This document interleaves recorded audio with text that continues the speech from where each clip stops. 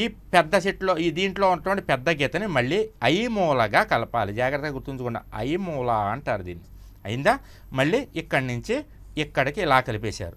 ఇప్పుడు ఏమైంది, మధ్యలో 2 గీతలు చిన్నవి ఉండిపోయాయి. ఇప్పుడు ఈ చిన్న గీతలు రెండింటినీ కలిపి ఇది కూడా ఐమూలగా జాగ్రత్తగా ఇలా కలిపేశారు. ఇప్పుడు ఏమైంది, ఇది కుబేర ముగ్గు అయిపోయింది. ఇక్కడ మధ్యలో ఖాళీలు ఉంటాయి కదా, కొద్దిగా పసుపు కుంకుమ, పసుపు కుంకుమ, పసుపు కుంకుమ, పసుపు కుంకుమ, పసుపు కుంకుమ, పసుపు కుంకుమ, పసుపు కుంకుమ అలా వేసేసి చక్కగా దీన్ని కూడా 4 వైపులా బంధనం చేసేయండి.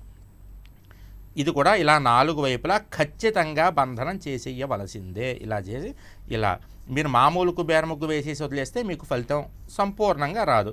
ఇప్పుడు ఇలా వేసి మళ్ళీ దీన్ని బంధనం చేసేసారు. ఇప్పుడు ఏమైందంటే 4 పక్కల బంధనం అయిపోయింది. కానీ ఈ కుబేర ముగ్గుని మీరు ఎక్కడ వేయాలంటే, మీ ఇల్లు ఇక్కడ ఉందనుకోండి,